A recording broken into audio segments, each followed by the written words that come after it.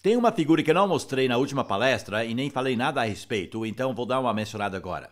Quando Samuel morreu, ele foi enterrado em Ramá. Então construíram um prédio parecido com mosque em cima de seu túmulo. E ainda está lá até o dia de hoje. Mas há dois prédios que são idênticos, cada um tem uma pequena torre. Uma fica um pouco mais acima, na colina. E estávamos no ônibus indo a Jerusalém e o nosso guia apontou não para esse prédio, mas para o outro, e disse: este é o túmulo de Samuel. E eu disse: me desculpe, mas acho que não é. É o outro prédio que é o túmulo de Samuel. E daí ele perguntou: você nunca ouviu falar de 1º e 2º Samuel? Então, de qualquer forma... Bom, eu tentei dar-lhes uma visão geral desses livros e quem já leu 1º e 2º Samuel estão bem familiarizados com essa história. Mas pelo menos temos visto o padrão de tudo isso. O padrão de Davi em particular. Dentro da corte, fora da corte, a ascensão ao topo e a descida ao fundo do poço. É uma história muito triste, da qual a nação de Israel realmente jamais se recuperou. E na verdade criou-se uma tensão entre o norte e o sul. E acabaram ficando juntos durante o reinado de Salomão, mas quando ele morreu, a nação foi dividida em duas partes. Mas essa tensão começou depois da decaída de Davi. E na verdade uma das piores coisas que ele fez foi, numa atitude de orgulho, contar às pessoas tinha no seu reino. Ele foi tentado por Satanás. Satanás não teve nada a ver com o incidente de Batseba. Nem precisou fazer nada. Davi caiu sozinho. Mas anos depois, Satanás tentou Davi e disse: você é um grande homem. Quantas pessoas tem no seu reinado? E Davi contou o povo. Não tem problema contar o povo de Deus, mas tudo depende da sua motivação. Eles são contados em números. Mas a motivação de Davi foi orgulho. Não era motivação militar ou nenhuma outra motivação. Ele só queria saber o seu tamanho. E ele quase pôs tudo a perder, porque Deus mandou uma praga sobre Israel. E essa praga só parou quando ele realmente clamou ao Senhor seu Deus. E uma coisa que Davi fez... Tem mais um cartaz aqui que eu não lhes mostrei. Vou tentar achar aqui. Davi trouxera de volta a Arca do Senhor a Jerusalém. Essa figura aqui é, na verdade, imaginária, desenhada por um artista. Aqui está a cidade de Davi, e aqui temos a grande procissão quando Davi dançou perante a Arca do Senhor, e sua esposa Micael não gostou nada disso, e daí em diante ela ficou estéril. Mas ele trouxe a Arca do Senhor para a cidade. Mas acima da cidade havia essa área, plana e bem alta, que era uma eira de um homem chamado Araúna. E era um lugar bem exposto ao vento, permitindo que o vento separasse o trigo da palha. E Davi enxergou ali um lugar ideal para construir um templo para o Senhor Deus. E o homem, dono do lugar, disse: lhe darei de graça, já que é um templo do Senhor. Davi disse: não, eu não oferecerei ao Senhor aquilo que não me custou nada. Portanto, ele comprou. E foi naquele lugar que o templo foi construído, acima da cidade. Davi não pôde construir o templo, porque Deus disse: você tem sangue em suas mãos. Tem que ser construído por um homem de paz. Porque Jerusalém significa cidade de paz. Salém é Shalom, é a mesma palavra. E Deus disse: tem que ser um homem de paz. Seu filho irá construir este templo. Então Davi elaborou a planta do templo e ele foi atrás dos artesãos e ajuntou todos os materiais do templo. Cedro do Líbano e madeira de Líbano e pedras e aprontou tudo. Mas foi seu filho Salomão que construiu o templo, aqui em cima. Muito bem, é assim que termina o livro de Samuel, Davi comprando a eira para construir o templo. Mas a história está numa curva descendente agora. Agora, nesta palestra, eu quero fazer a seguinte pergunta: o que essas histórias representam para nós hoje em dia? São meras histórias? Em que nível elas devem ser lidas? Por que devem ser lidas? Qual o objetivo? É história antiga. Está tudo no passado agora. Bom, eu quero mostrar-lhes que há, na verdade, 6 níveis diferentes em que podemos ler as histórias da Bíblia. E é importante escolher o nível correto. Mas há 6 formas diferentes que eu tenho descoberto em livros. 6 formas diferentes de ler histórias como as histórias de Davi. O primeiro nível é o que eu chamo de anedotal, quando a história é lida apenas porque é interessante. Há histórias que são histórias de crianças, E há histórias que não são apropriadas para crianças, mas servem para os adultos, porque são histórias bem interessantes. E muitos filmes já foram feitos sobre essas histórias, que vimos aqui em Samuel, porque elas contêm romance e ação militar. Algumas dessas histórias são bem sensacionais e são transformadas em filmes apenas porque são histórias interessantes. E acho que posso dizer que em algumas escolas dominicais são contadas apenas porque são histórias da Bíblia que são interessantes. Tem um hino que cantávamos quando éramos jovens. Deus nos deu um livro cheio de histórias, feito para seu povo de antigamente. Começa com um conto de um jardim e termina com uma cidade de ouro. Há histórias para os pais e para os filhos e para os velhos que estão prontos para descansar. Mas para todos que estão lendo ou ouvindo, a história de Jesus é a melhor. Alguém aqui conhece esse hino? Escrito por uma senhora chamada Maria Matilda Penstone. Muito bem, essas histórias são contadas de uma forma realmente magnífica. Elas são econômicas com as palavras e têm um estilo lindo. Elas realmente são muito interessantes. Mas será que é só por isso que devem ser lidas? Gostou dessa história? Não. Vamos para outra. Algumas pessoas leem essas histórias de forma devocional, procurando uma mensagem pessoal dentro da história. Para muitas pessoas é a forma favorita de ler a Bíblia.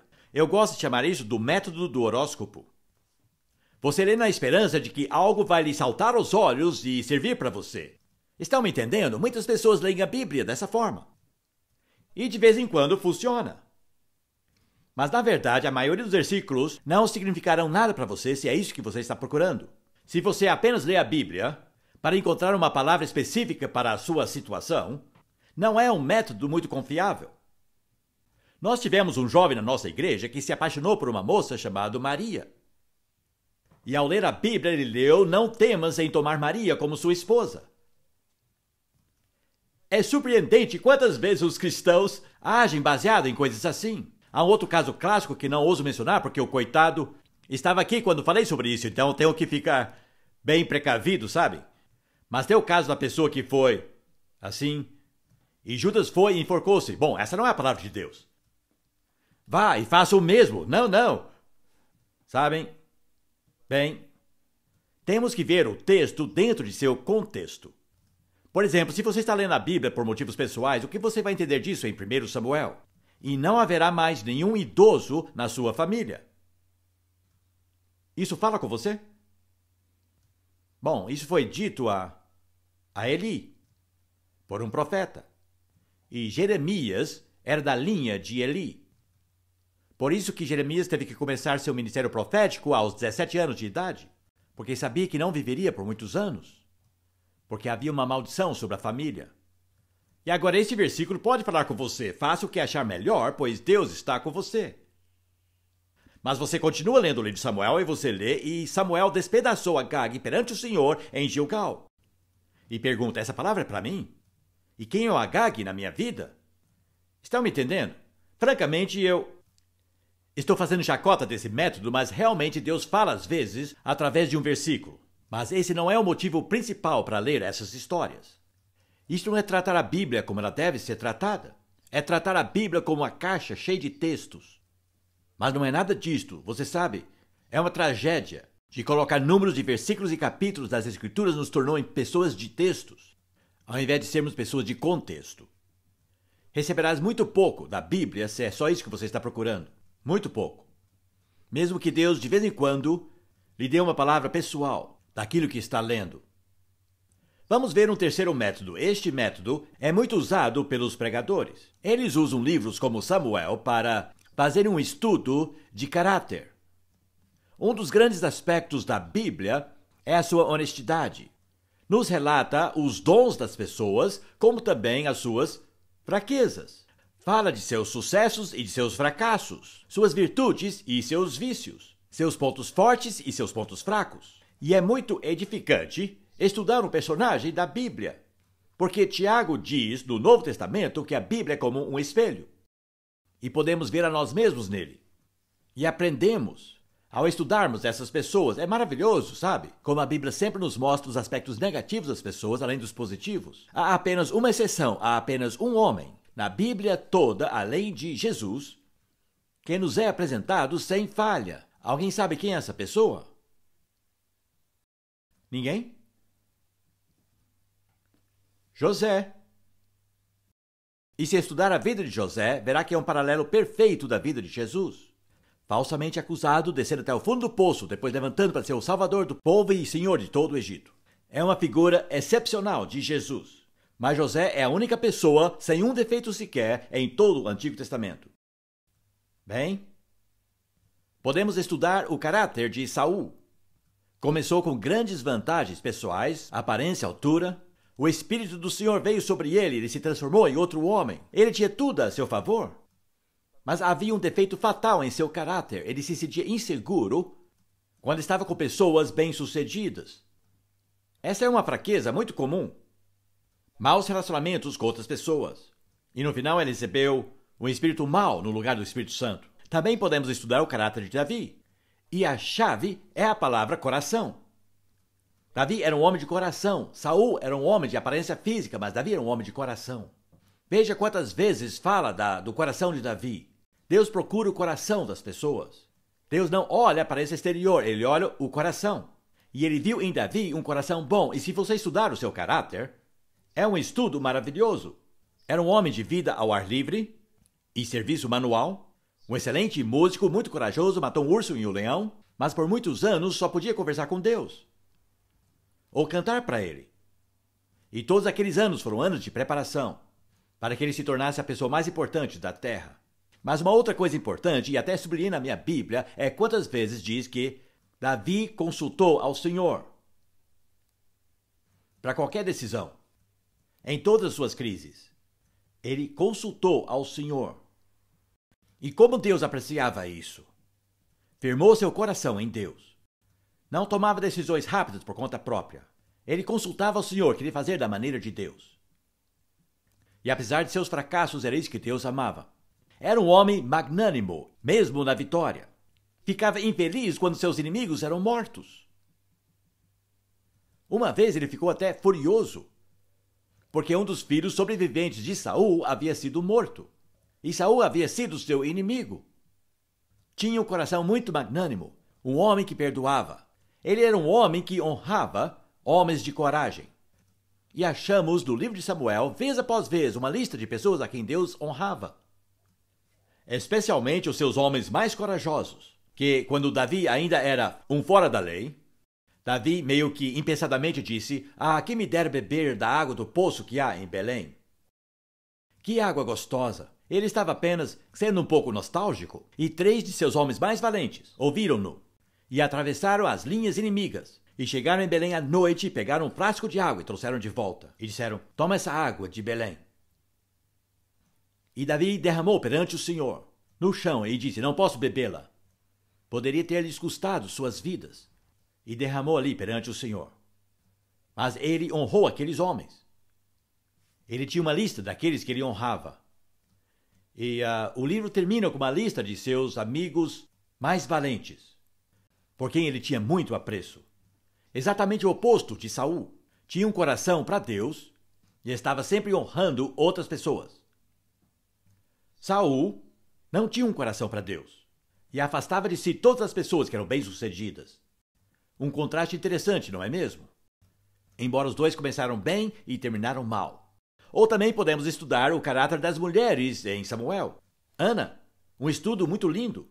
Quando Deus lhe disse que ela teria um filho, ela louvou a Deus em palavras que, séculos mais tarde, uma esposa de 15 anos chamada Miriam, ou como nós a chamamos, Maria, usou num cântico que conhecemos como o Cântico de Maria, e que é cantado no mundo inteiro hoje.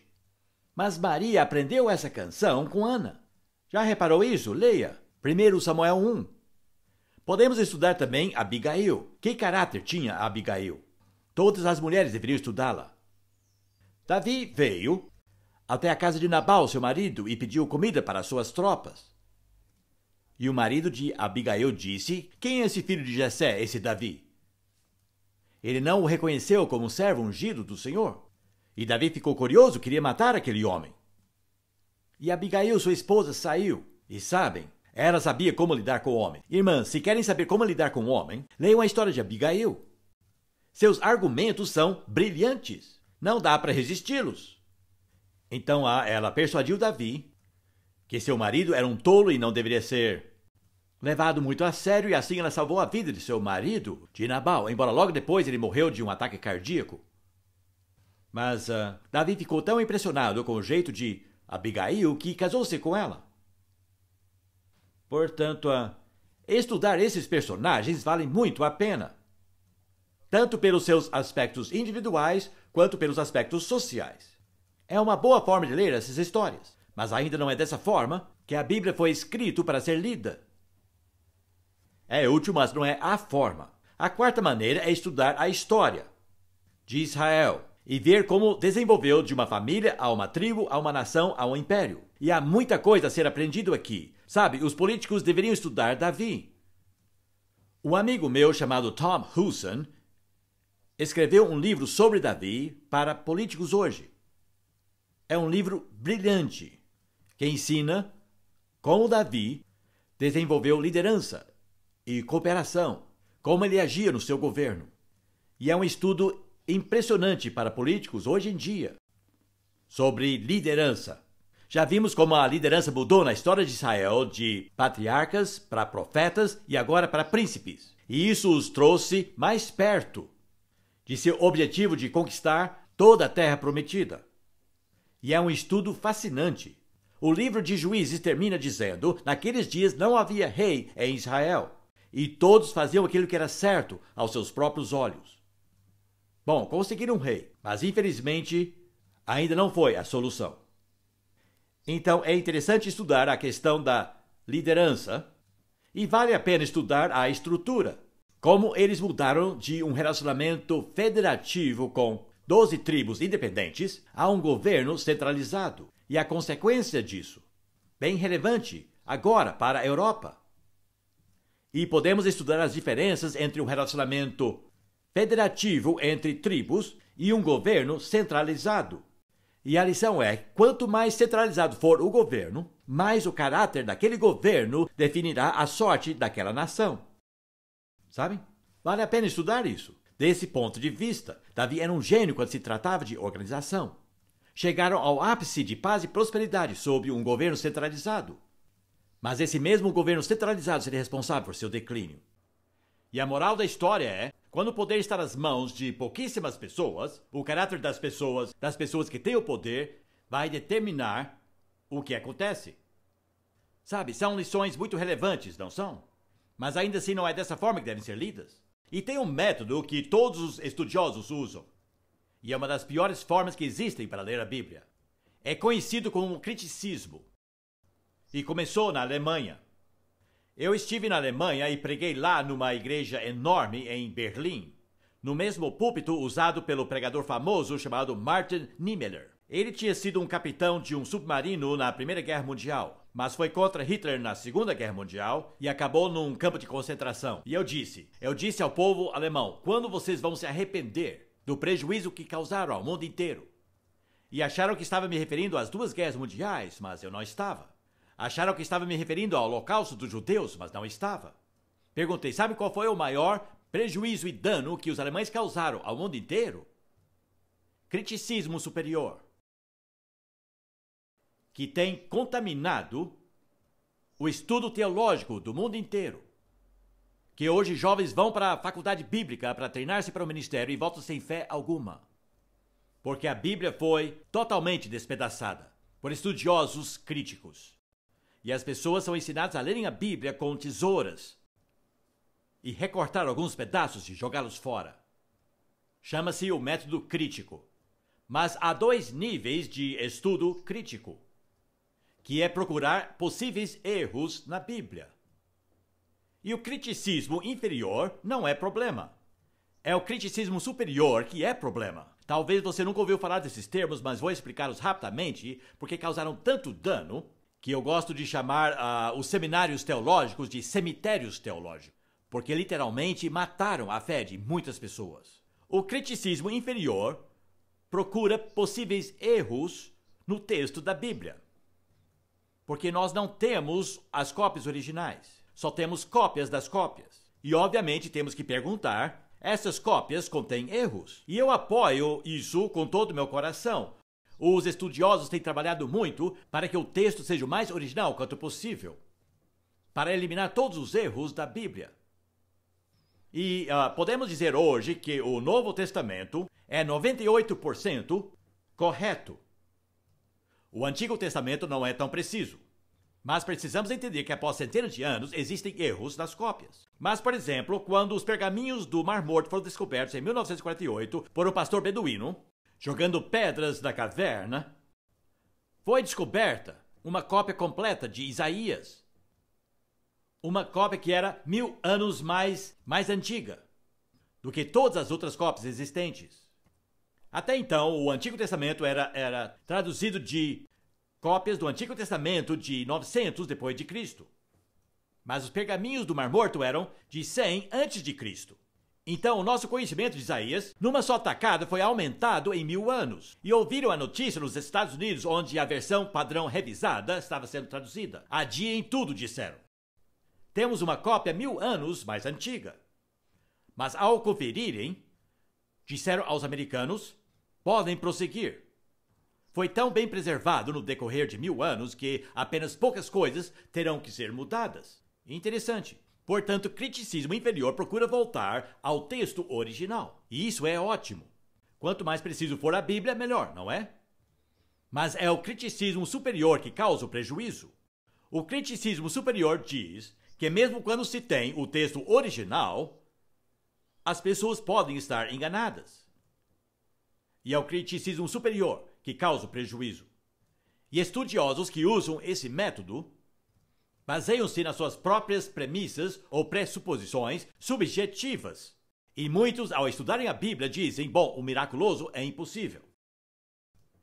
A ciência tem provado que milagres não acontecem. E quando encontram um milagre na Bíblia, eles dizem, isso deve ser um engano. Tem que ser retirado. Estão entendendo? E esse criticismo superior tem destruído a fé das pessoas na Bíblia. E é uma forma realmente mortal de estudar a Bíblia. É louvável tentar achar o texto original para que tenhamos a versão mais correta das Escrituras. Como, por exemplo, mesmo nesses livros que temos estudado, em um lugar diz que Saul começou a reinar quando tinha 1 ano de idade. E, obviamente, é um erro. Porque uma outra passagem diz que ele começou a reinar quando tinha 30 anos. Então, uma das duas está errada. Houve um erro em algum lugar. Então, temos que voltar e ver o que diz no original e descobrir qual está correto. Então, esse é o criticismo inferior, tentar eliminar todos os erros. Isso é bem diferente do que dizer que, não, houve um erro quando disseram que a baleia engoliu Jonas. Obviamente é um erro. É uma coisa ver se o texto está certo segundo o original. Mas é uma outra coisa dizer que não podemos aceitar o que está dizendo, porque não se encaixa com aquilo que a ciência moderna nos ensina hoje. Então esse é o método crítico, e os estudiosos gastam muito tempo com isso. Na Alemanha, muitos estudiosos da Bíblia nem são membros de uma igreja. Estudam a Bíblia apenas como uma atividade acadêmica. E tem se tornado uma forma bem comum de tratar essas histórias. São recortados em pedaços e podemos escolher quais a gente aceita ou não. Então, a forma correta de ler esses livros de narrativas é o que eu chamo de forma teológica. Não deixe essa palavra lhe amedrontar. Teologia simplesmente significa aquilo que você pensa a respeito de Deus. Só isso. Todos nós somos teólogos, porque temos um conceito a respeito de Deus. E realmente precisamos ler essas narrativas para descobrir o máximo possível a respeito de Deus. Ele é o protagonista dessas histórias, não é Saul, não é Davi e nem Samuel. Atrás de todos eles, Deus está presente. E ele exerce uma influência na história. Ele vem e intervém em momentos cruciais. Ele enviou Samuel para ungir Davi. Ele tratou com Saul. Ele tratou com Davi. É a história de Deus. Como eu já disse, é a história profética. E tem a ver com Deus, e precisamos fazer a pergunta: o que Deus está fazendo em tudo isso? Como ele está se relacionando com seu povo? Como está o desenrolar da aliança? E por isso tem que ler a história toda, porque precisamos saber como Deus interveio na história. Porque Deus é o Deus vivo. Muitos anos atrás, um filósofo chamado Nietzsche disse que Deus está morto. Ele era alemão. E, na verdade, era o filósofo atrás de Hitler. E ele ensinou que Deus estava morto. Ele não queria dizer que Deus cessara de existir. O que ele quis dizer era que Deus não estava mais atuante neste mundo. Porque quando alguém morre, eles deixam de ser atuantes neste mundo, não quer dizer que deixaram de existir. Significa que não estão mais ativos aqui, não conseguimos ouvi-los e nem vê-los. E Nietzsche disse Deus está morto. E eu vi um caso numa universidade alemã onde havia uma placa com letras garrafais, Deus está morto, Nietzsche. E daí um aluno escreveu embaixo, Nietzsche está morto, Deus. Que foi uma réplica bem apropriada. Mas sabem, muitas pessoas creem que Deus está morto, não que ele deixou de existir, mas que deixou de ser atuante em nosso mundo. Não é mais um Deus vivo, mas em todos esses livros, Deus é o Deus vivo. É um dos títulos favoritos de Davi para Deus. Ele é o Deus vivo. Em outras palavras, ele está fazendo coisas, está dizendo coisas em nosso mundo. E o motivo para ler todas essas histórias é para descobrir como Deus se comporta em nosso mundo. E o que importa para ele. E como ele reage ao comportamento das pessoas. E é por isso que lemos essas histórias. Deus não só inicia eventos históricos, mas responde a eles e reage a eles. Aprendemos sobre seu caráter. Você pode até estudar o caráter de Saul e o caráter de Davi e Ana e Abigail, e lhe será útil. Mas o verdadeiro motivo para ler essas histórias é estudar o caráter de Deus. Você estuda não apenas seus pensamentos, mas seus sentimentos. Deus tem sentimentos também. E você vai descobrir tudo isso, o que enfurece Deus, o que entristece Deus, o que alegra Deus. Você aprende tudo isso. E, na verdade, o único motivo para ler a Bíblia é conhecer a Deus. Aprender como Ele é, o que o faz funcionar. Como Ele se sente sobre você. Porque vai sentir sobre você a mesma coisa que sentiu sobre essas pessoas. Porque Deus jamais muda. E a natureza humana também continua a mesma. Aqui aprendemos que Deus lhes deu a terra prometida. Mas foram desobedientes e agora Deus está irado. Mas Ele é muito paciente. Ele sempre espera muito e muito tempo antes de castigar alguém. Já observou isso? Ele é tardio em irar-se, graças a Deus por isso. Porque se ele fosse rápido em irar-se, eu não estaria aqui ensinando-os. E não haveria ninguém nessa plateia também. Graças a Deus ele é tardio em irar-se. As pessoas são impacientes com Deus. O pregador americano em Boston, Philip Brooks, dizia: o problema é que eu estou com pressa. Mas Deus não está com pressa. E graças a Deus por isso. Queremos que ele mate todas as pessoas más do mundo até a semana que vem. Deus, mate todas as pessoas más para que o resto de nós possamos aproveitar a vida. Que arrogância, não é? É quase engraçado. Mas é assim que as pessoas falam, não é?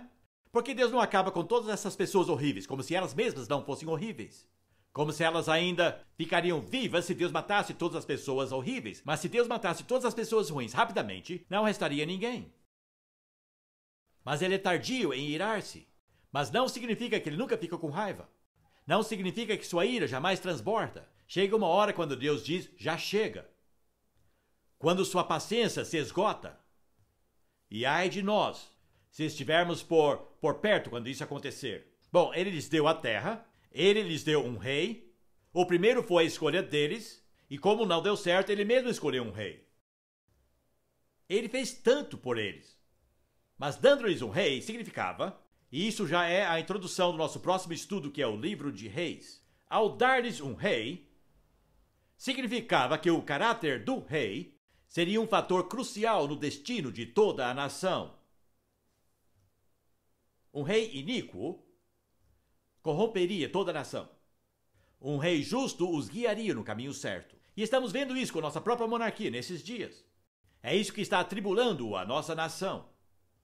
Queremos um bom rei ou uma boa rainha, porque sabemos a influência que isso tem na nossa nação. É crucial. Se você quer monarquia, carregarão uma enorme responsabilidade para reinar de forma certa e ser um exemplo que as pessoas seguirão. Mas se não o forem, é melhor nem ter monarquia. Nos farão desviar, e é exatamente esse debate que estamos presenciando agora. E é interessante que o novo primeiro-ministro da Austrália, que é menos republicano que o anterior, Paul Keating, essa semana ele jurou lealdade à nossa rainha. Mas retirou do juramento de lealdade uma frase: lealdade à rainha, seus herdeiros e seus sucessores. Não quis jurar isso.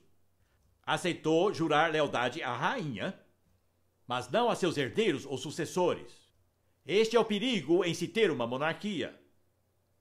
Há muitos aspectos positivos, mas a sua influência também é fora de qualquer proporção normal. Numa república federativa, isso não acontece. Só na monarquia. Saul, Davi e Salomão, cada um reinou por um período de 40 anos. Mas o ápice de Davi foi seguido por uma queda. E foi Deus quem o fez.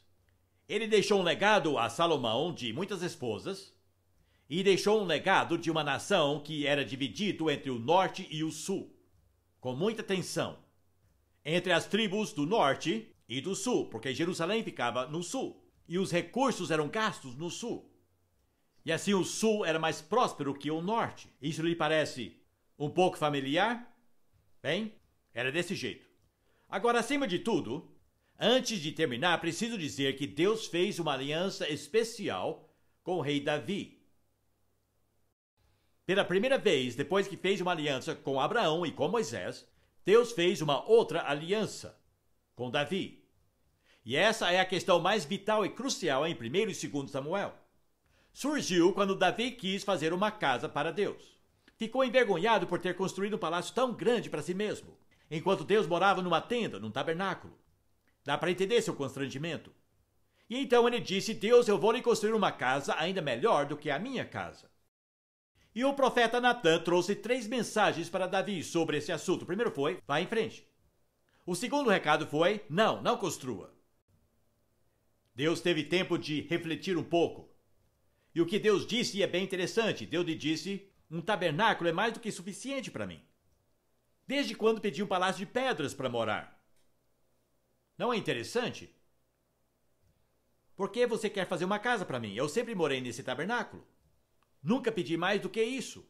Ele estava cutucando Davi. Você fez um palácio tão grande para si mesmo? Precisava de tudo isso? E o terceiro recado foi: você não pode construí-lo, você é um homem de sangue. Mas seu filho pode. Um homem de paz. Salomão nunca lutou uma batalha sequer. Ele herdou de seu pai Davi uma situação de paz. E então Deus fez uma aliança. Deus diz: Davi, vou tratar seu filho como meu filho. Castigá-lo-ei, mas jamais deixarei de amá-lo. Que frase interessante. E depois ele deu a grande promessa: a sua casa e o seu reino perdurarão diante de mim para sempre. O seu trono será estabelecido para sempre. Eu farei uma casa permanente para você, Davi. Você quer fazer uma casa para mim? Não, eu farei uma casa para você, mas será uma casa real.